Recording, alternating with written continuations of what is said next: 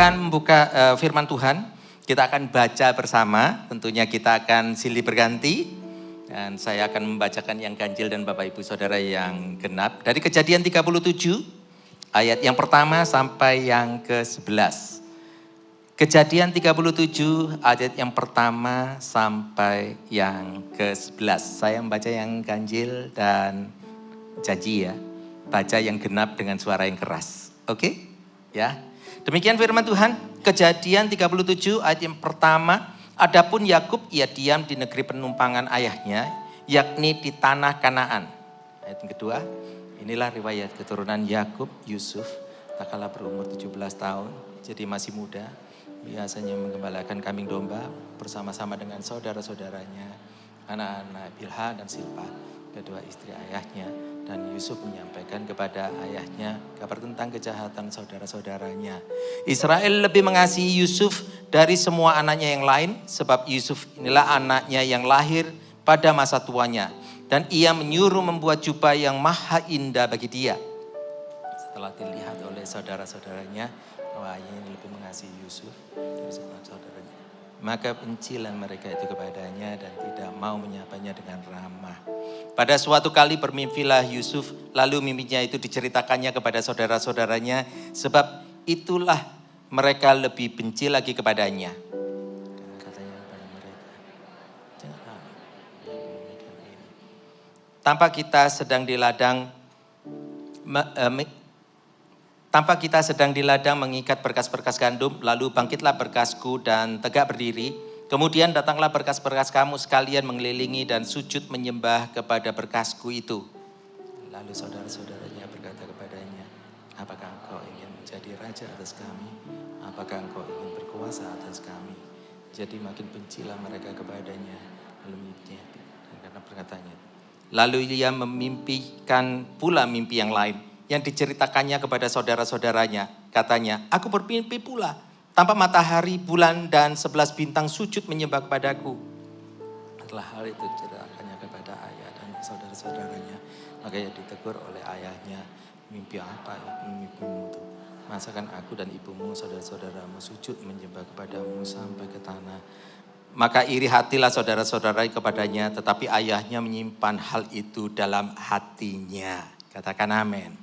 Saudara, setiap daripada firman yang dituliskan dan Alkitab ini sungguh menjadi panduan atas setiap daripada kita. Kita telah membacanya, kita mengetahui ada satu keluarga yang sungguh luar biasa, tercatat kehidupan mereka di dalam Alkitab, sehingga kita boleh merenungkan dan ini pun boleh menjadi bagian berkat untuk hidup kita. Kita mengetahui bahwa Yusuf lahir dari keluarga Yakub dan Rahel.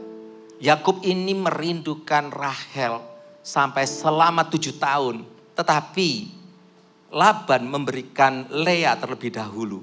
Sementara di dalam hati Yakub, dia merasa ditipu oleh mertuanya. Dan dari sanalah dia ini semakin muncul ya. Mungkin kalau seseorang itu kalau semakin ada sedikit rintangan itu semakin muncul gregetnya. Lah greget ini adalah greget mencintai Rahel.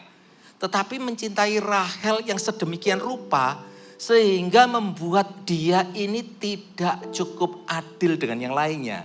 Saat Yusuf hadir, lahir, nah Yakub ini memperlakukan Yusuf beda dengan saudara-saudara yang lainnya. Di sini yang dimana Yusuf ini menjadi favorit daripada Yakub. Hidupnya menjadi yang terutama. Nah, maka dari itu di saat Yakub ini melihat ini anak kesayangan dikarenakan dari istri yang aku kejar-kejar yang terdahulunya. Dan dari sana itu setelah dia mendapatkannya, dia tidak begitu, kalau berkata tidak sadar sih bukan begitu ya. Tetapi begini, ada sesuatu kesalahan akibat dari actionnya yang mencurahkan kasih dengan kefavoritan kepada Yusuf. Ini dia yang membawa hal yang buruk. Jadi menyintai salah satu daripada keturunannya dengan cara membedakan dari yang lainnya. Itu ternyata membawa satu hal yang kurang baik. Yusuf memang sangat diurapi. kita tahu ceritanya sering dibawakan di dalam khotbah. Tetapi di masa muda Yusuf, saat dia ini tampil dengan apa adanya, berkomunikasi dengan Yakub, menyatakan kasihnya dan melaporkan segala kekurangan daripada saudara-saudaranya. Ya, jadi saudara-saudaranya sendiri ini mungkin berlaku curang, menyudutkan atau kurang baik dan lain-lainnya. Sampai yang di ayat 2 pun juga disampaikan. Yusuf menyampaikan kepada ayahnya kabar tentang kejahatan saudara-saudaranya. Saudara-saudaranya langsung berkata, yang satu ini perlu untuk dijauhi. Sementara di dalam kehidupan mereka ini, di mana Yakub ini tetap bermain dengan kefavoritannya terhadap satu anak yang bernama Yusuf, maka terjadilah seperti ayat yang keempat. Mungkin kalau bisa dimunculkan ayat yang keempat. Ayat yang keempat kita bisa melihat sama-sama. Kita baca, setelah dilihat oleh saudara-saudaranya bahwa ayahnya itu lebih mengasihi Yusuf dari semua saudara-saudara, maka bencilah. Ya, benci ini udah muncul mereka di sini, maka bencilah mereka itu kepadanya dan tidak mau menyapanya dengan ramah. Udah mulai terjadi suatu gesekan kan? Ya, gesekannya lu lebih baik di sana, gua di sini. Oke, sekalipun kita ini saudara, tapi kita beda. Itu, nggak tahu deh cara lu ini mentang-mentang gimana caranya sampai lu memang sengaja bikin sampai papa itu cinta sama lu dan memusuhi kita. Dan dikit-dikit ini kumpulan kita dilaporin aja. Ya, ini mulai muncul. Ini muncul adalah benci yang pertama untuk ayat yang kelima. Di ayat yang kelima kita mulai melihat lagi. Pada suatu kali bermimpilah Yusuf. Nah ini dia mimpi ini. Ya. Lalu mimpinya itu diceritakannya kepada saudara-saudaranya. Sebab itulah mereka apa? Lebih benci. Sekarang bencinya itu ada ketambahan nih ya. Ini benci lagi. Lebih benci lagi kepadanya. Ini muncul. Ya. Ini berlapis kan. Yang tadi benci. Ya. Yang kedua lebih benci. Ayat yang ke-8 munculkan.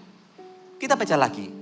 Ini lalu saudara-saudaranya berkata kepadanya, apakah engkau ingin menjadi raja atas kami?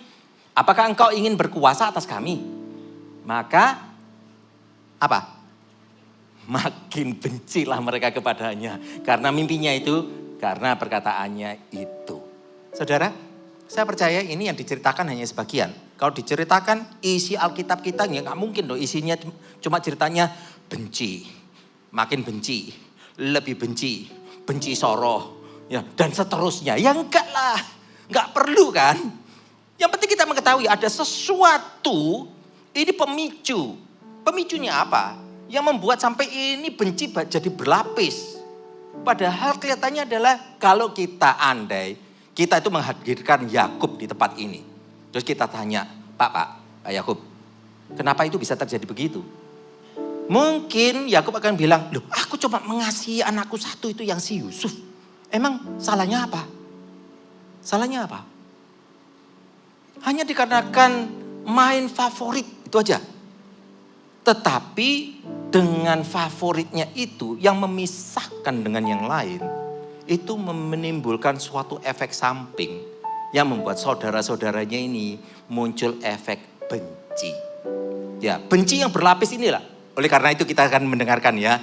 Buat kita itu kalau kita mengetahui bahwa Yusuf ternyata nantinya dibuang masuk ke dalam sumur, dijual dan bla bla bla bla bla seterusnya.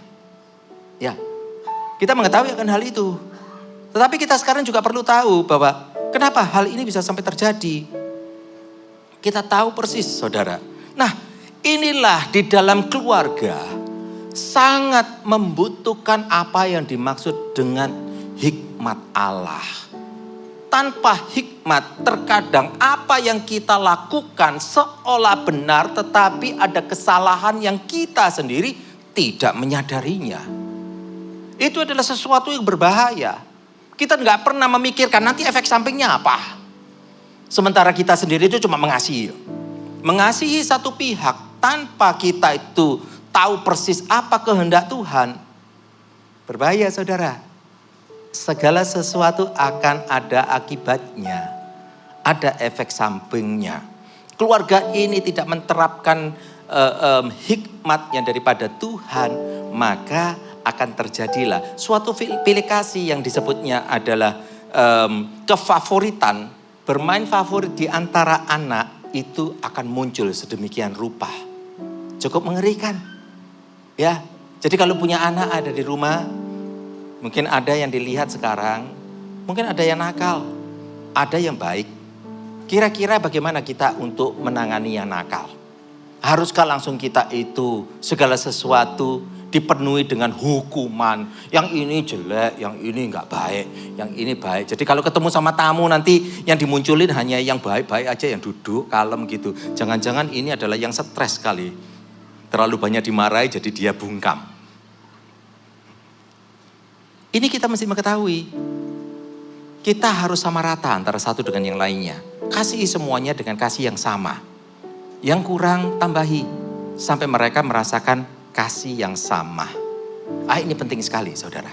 Jadi gak bisa kalau kita itu hanya memperhatikan ini yang baik-baik saja kita perhatikan. Jangan pernah juga melontarkan sesuatu kata-kata yang salah.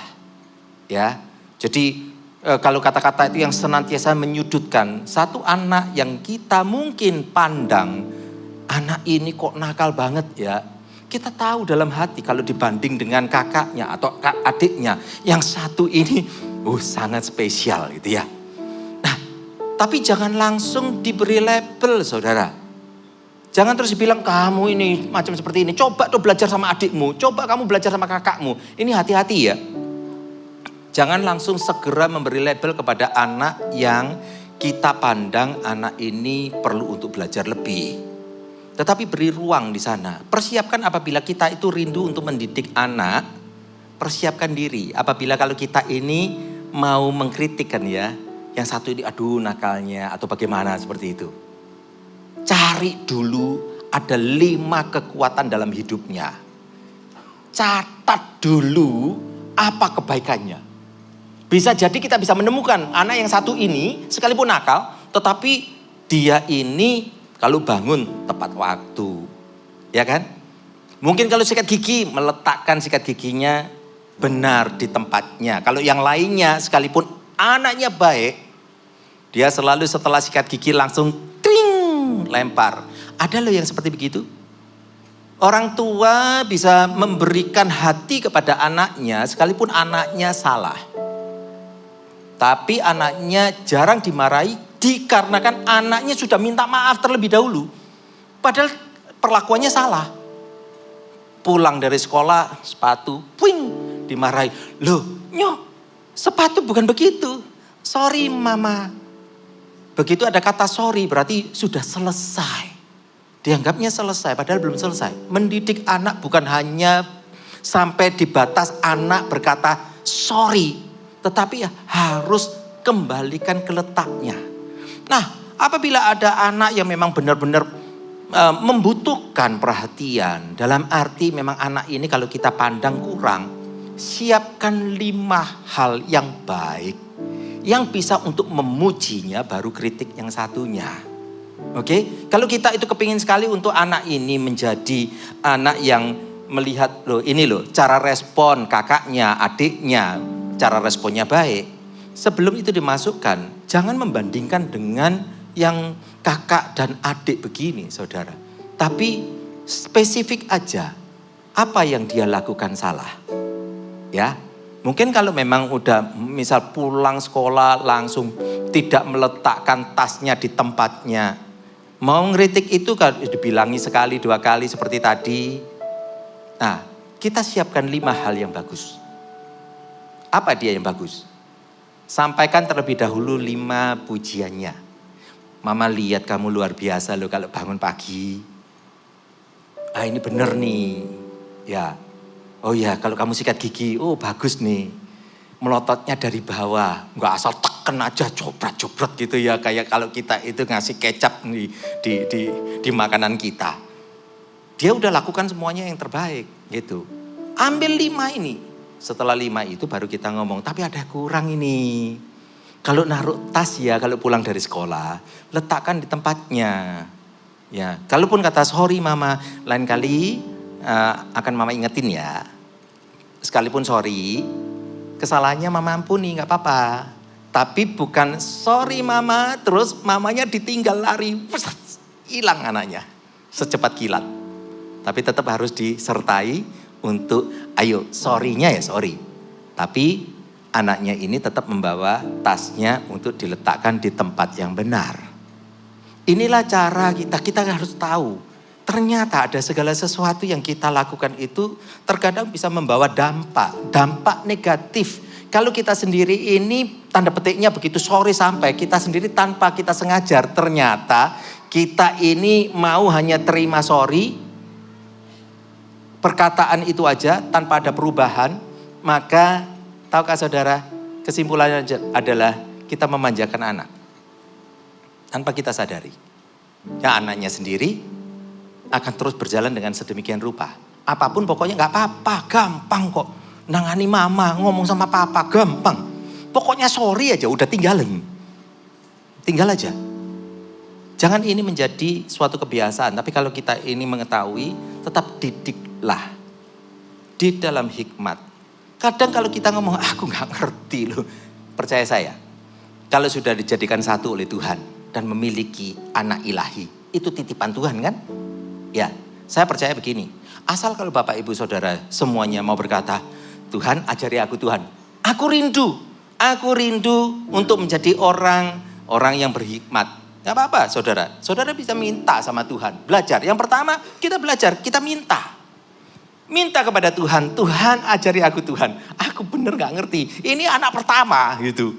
Ya anak pertama ini terus cara membesarkannya bagaimana. Ya di sini saudara. Yang perlu untuk kita itu minta kepada Tuhan. Minta sama Tuhan. Tuhan ajari aku Tuhan. Di Yakobus 1 ayat yang kelima. Disebutkan tetapi apabila di antara kamu ada yang kekurangan hikmat. Hendaklah ia memintanya kepada Allah. Yang memberikan kepada semua orang dengan murah hati dan dengan tidak membangkit-bangkit. Maka hal itu akan diberikan kepadanya. Apabila kalau kita ini meminta kepada Tuhan. Tuhan pasti kasih kok. Minta hikmat sama Tuhan. Tuhan tuntun Tuhan. Tuntun Tuhan.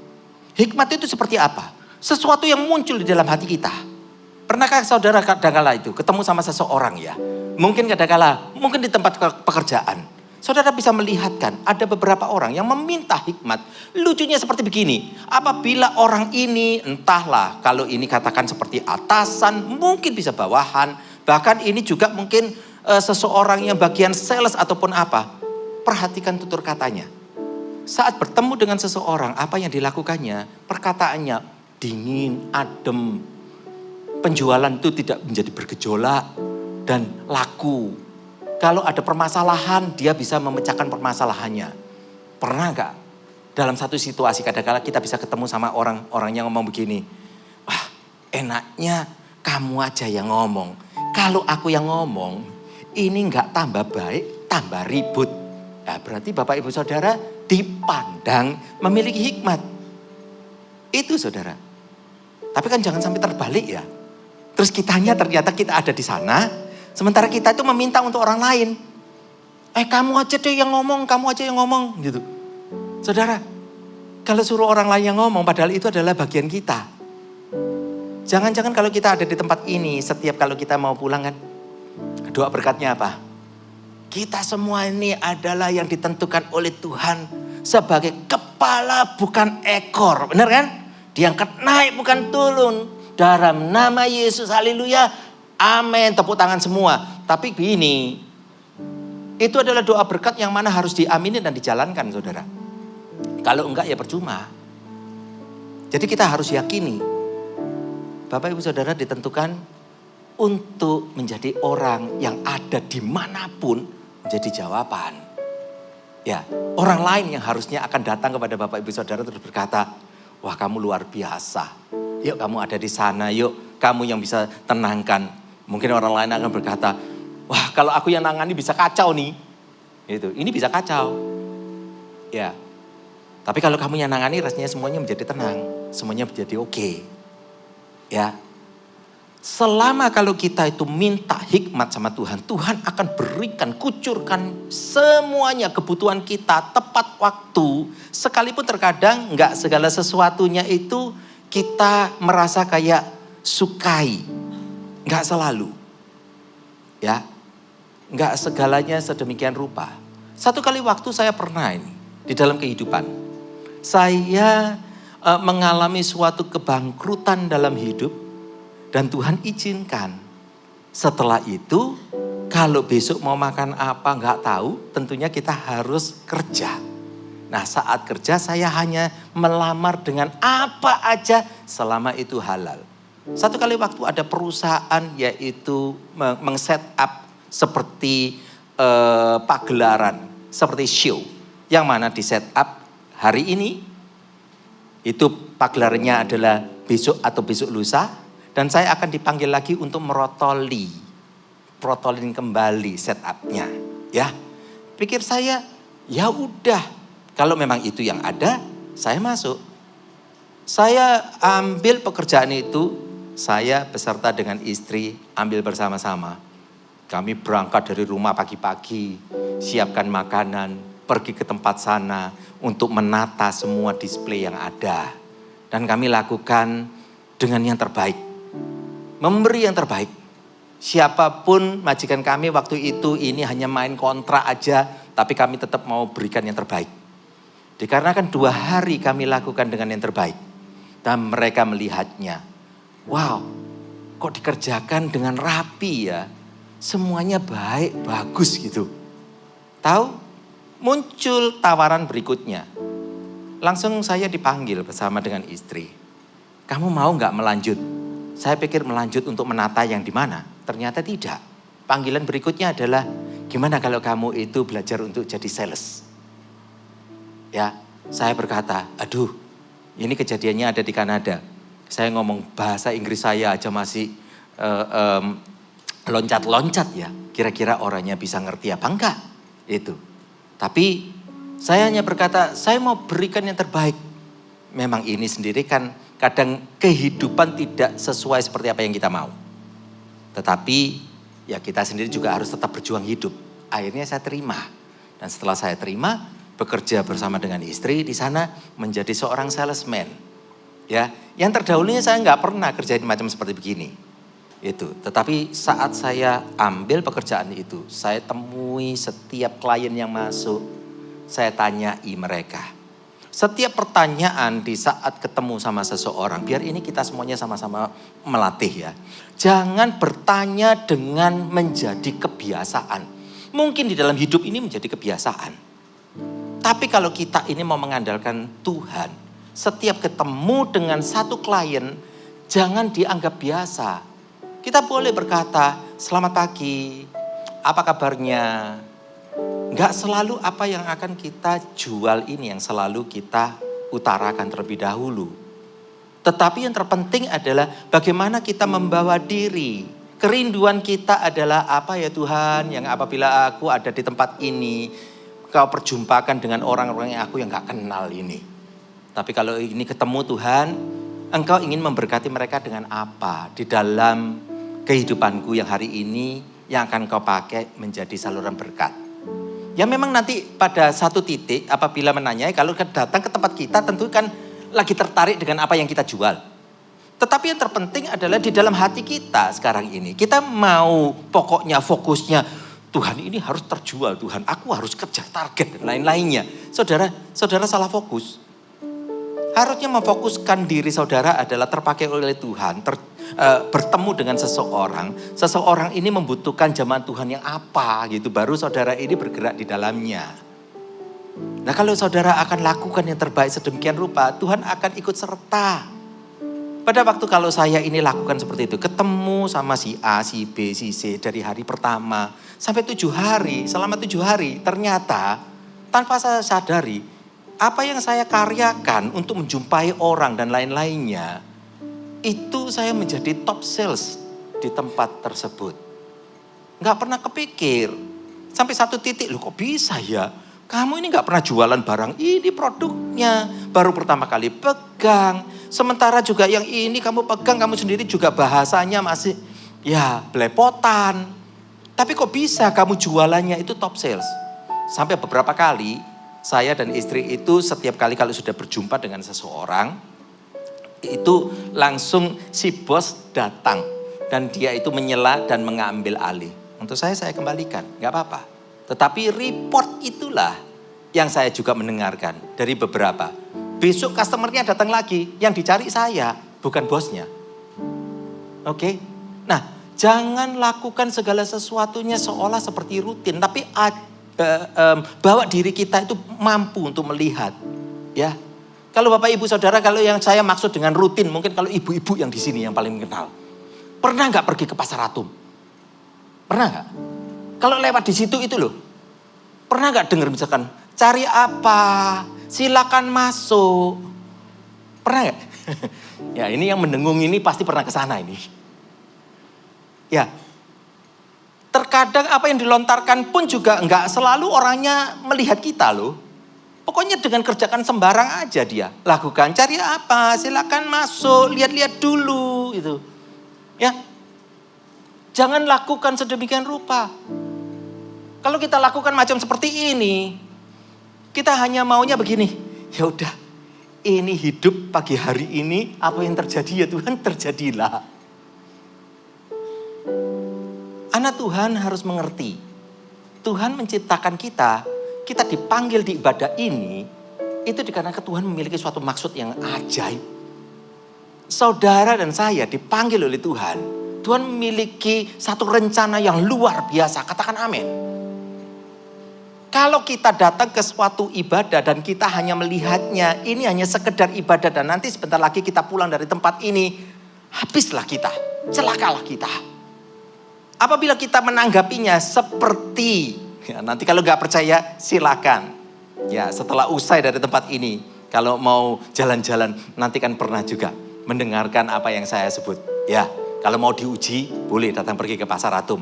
Tanpa diketahui mana tokonya, coba jalan aja di depannya. Hanya lihat aja, nanti dengerin baik-baik. Cari apa Ci?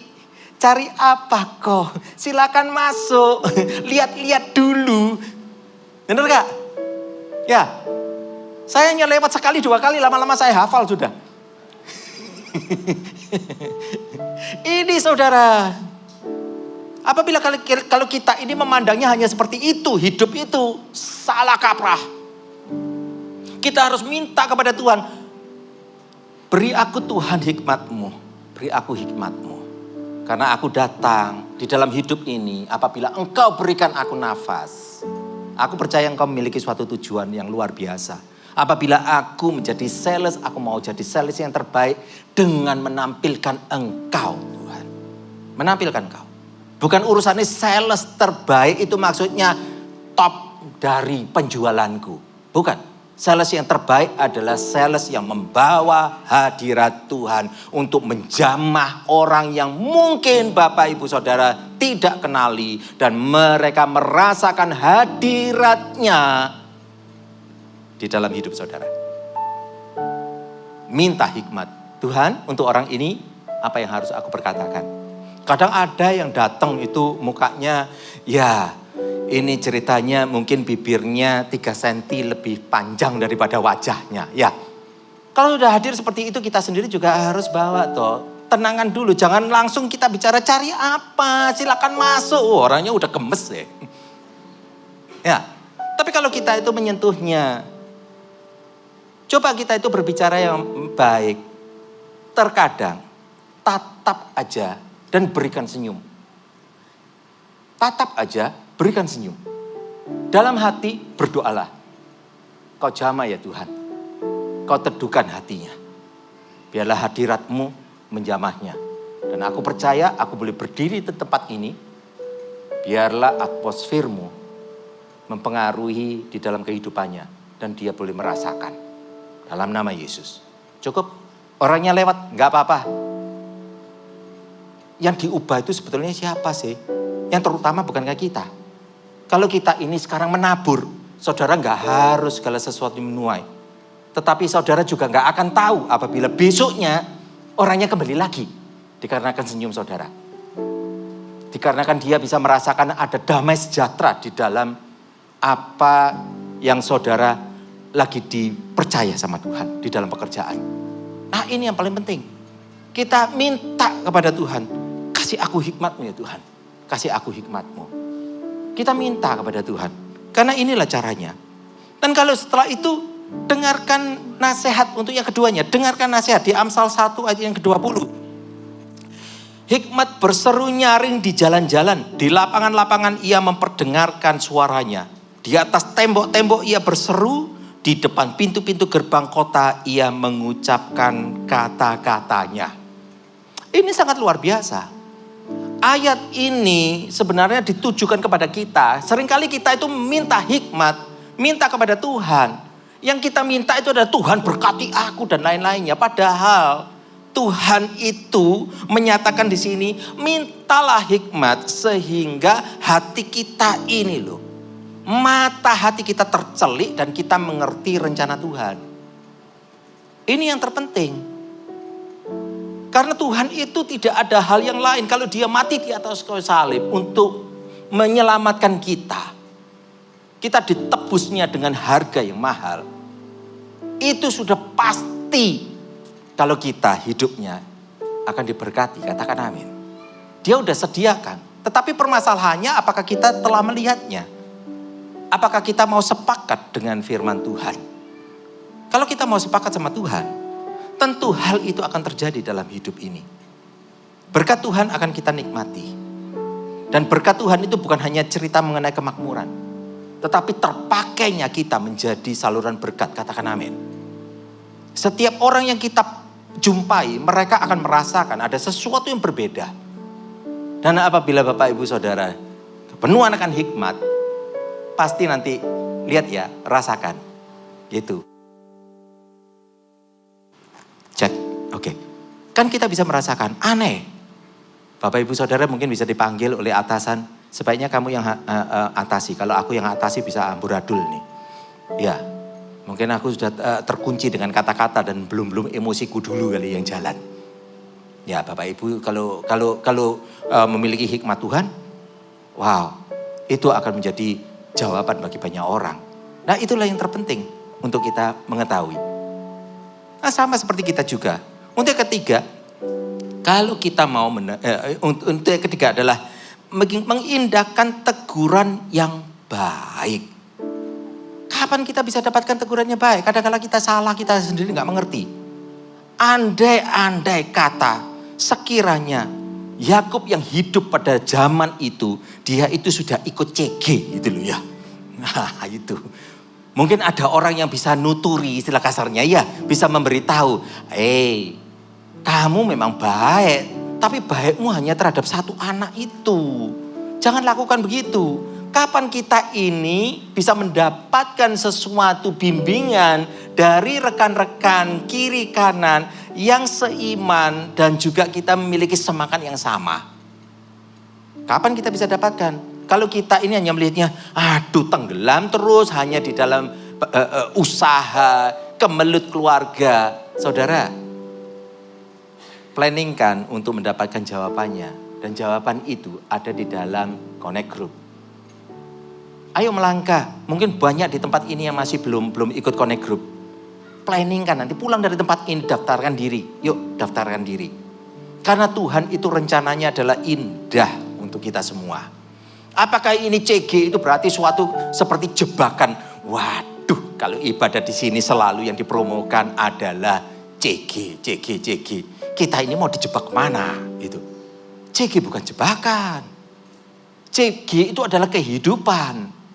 Kita yang harusnya itu merencanakan untuk hidup kita itu bisa menghidupi, melawan dengan derasnya tekanan situasi kehidupan sehingga ada orang yang bisa memberikan nasihat untuk kita, nasihat yang baik, teguran yang indah, itu bisa masuk di dalam kehidupan kita dan kita diperkuat sehingga kita tetap berdiri berhikmat, mengetahui rencana Tuhan yang terbaik itu apa. Kalau enggak, kita salah kaprah. Kita mengetahui ini sekarang ya.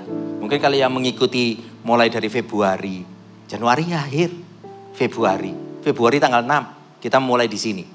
Ya, kalau waktu Pastor Philip ada di tempat ini pasti penuh sesak karena itu memang yang awal mula. Yang bisa saya lakukan adalah minggu berikutnya, di mana saya anggapnya itu adalah minggu yang natural, ya. Kalau Pastor Philip tidak di tempat ini, ya sudah, sisanya berapa itu yang saya hitung. Yang beribadah. Nah di sana saya hitung. Tanggal 6 Februari, 2 kali ibadah, jumlahnya 990. Katakan 1000. Minggu lalu kita hitung, jumlahnya dari 4 kali ibadah, sudah 2.700. Coba sekarang ya. Haleluya, ya. Tapi saya mau sampaikan begini. Coba lihat ya, bagaimana cara Tuhan itu bekerja. Jangan berkata bahwa ini tidak ada problema. Buat saya susah, tidak gampang. Awal mula kita desain untuk 2 kali ibadah. Baru 2 kali ibadah. Oke, berapa banyak yang melayani, kita tata, kita atur semuanya. Setelah diatur, baru jalan berapa minggu. Ternyata penuh. Setelah penuh, kita harus tambah ibadah yang ketiga. Ya, kumpulin lagi. Ayo kita mulai diskusi yuk. Dikarenakan kenapa? Kita harus lakukan lagi yang berikutnya. Yaitu menyiapkan ibadah supaya lebih banyak jiwa-jiwa tertampung. Oh haleluya, 2 kali menjadi 3. Haleluya, ya. Tapi barusan berapa minggu kan? Baru berjalan. Dari 3 kali ibadah berjalan dan hari ini 4 kali ibadah.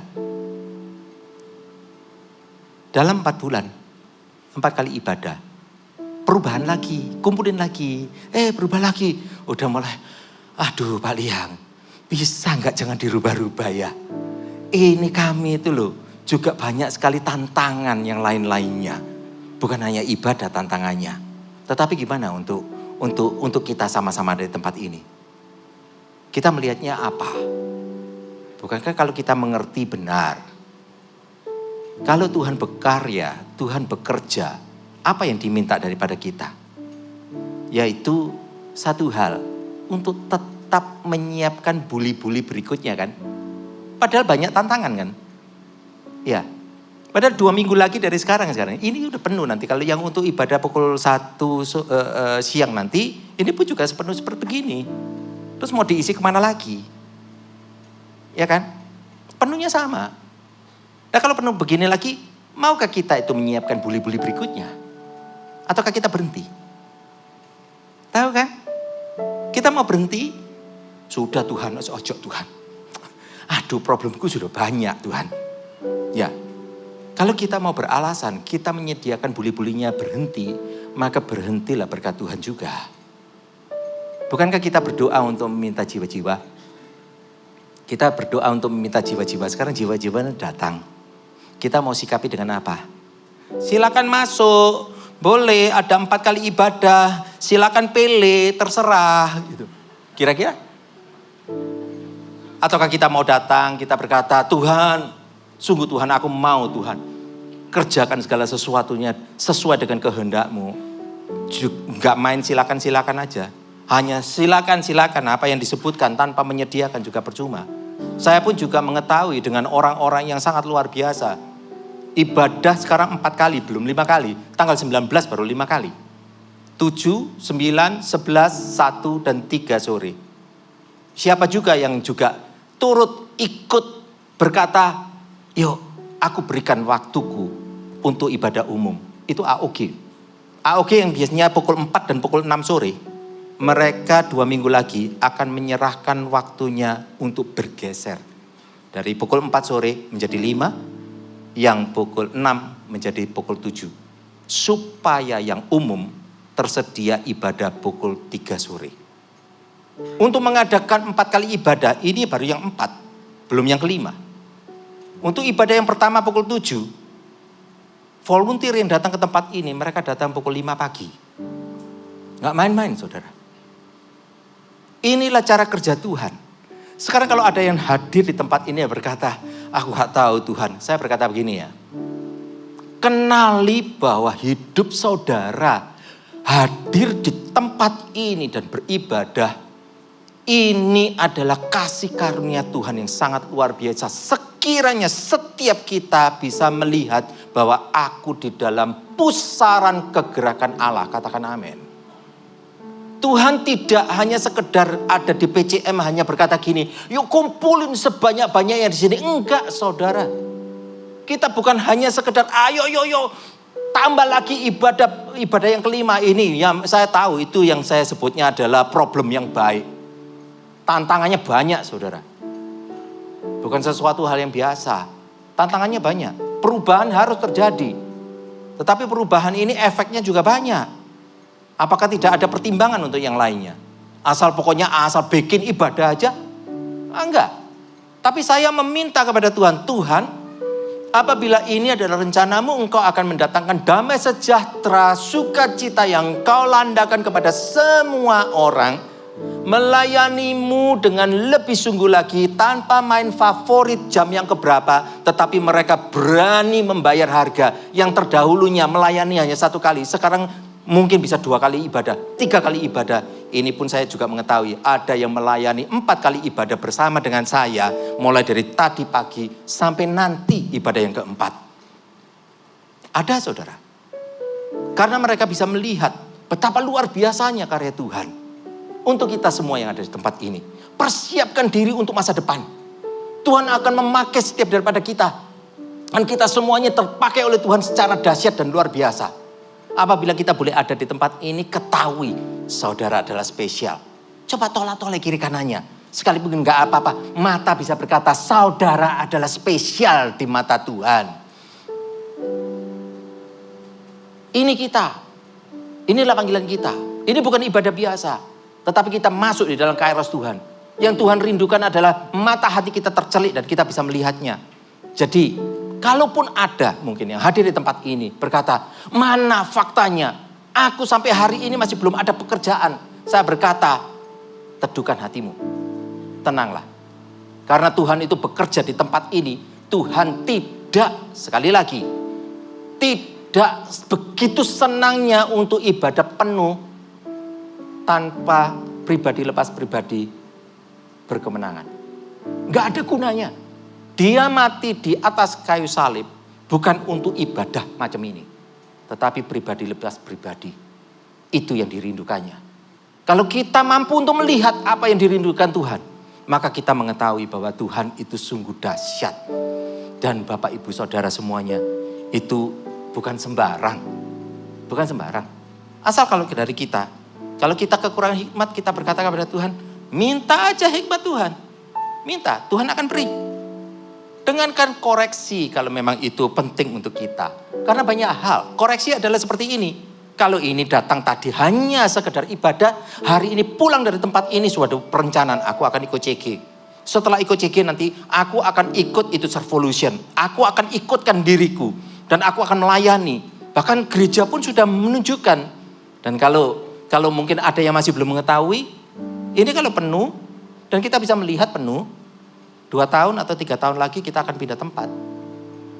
Ownernya dari gedung ini pun juga sudah memikirkan. Dan mereka pun sudah mulai mendesainnya. Dan mereka berkata, wah tempatmu penuh ya. Akan aku sediakan tempat 2000 kursi tanpa pilar. 2 tahun lagi, 3 tahun lagi, gimana? Kita bisa melihatnya enggak? Apakah kita bisa melihatnya kalau kita ini semua, kehidupan kita ini di dalam rencana Tuhan semuanya? Apakah kita masih melihatnya adalah gerejanya yang akan dibesarkan? Ataukah Bapak Ibu Saudara berkata pulang dari tempat ini, aku bersyukur Tuhan Engkau letakkan aku di suatu ibadah yang penuh dengan urapanmu. Karena Engkau rencanamu yang indah terjadi atas kehidupanku. Dan biarlah aku menjadi ciptaan yang baru, Engkau ubahkan aku. Kalau kita bisa melihat dengan mata yang sama, kita akan naik level. Tuhan gak akan tinggalkan diam gitu aja. Kalaupun kita ibadah di tempat ini, dia lebih berperkara dengan kehidupan saudara. Finansial saudara, keluarga saudara, pekerjaan saudara. Dia lebih berperkara untuk urusan itu. Tetapi bagaimana dengan hati kita? Sudahkah kita merespon dengan cara yang benar? Ataukah kita masih meresponinya setengah hati? Hari ini adalah hari pencurahan Roh Kudus, bukan? Kita mengetahui apabila kita meminta kepadanya, dia dengan rindu untuk melawat setiap daripada kita. Saya undang untuk pemusik boleh maju juga. Tuhan sungguh luar biasa. Kenali Jangan lagi tertipu dengan suara iblis yang mungkin terkadang terbersit di dalam hati kita. Kita ini siapa? Padahal kalau kita ini bersama dengan Tuhan, kemenangan itu pasti terjadi. Saya undang untuk semuanya bangkit berdiri.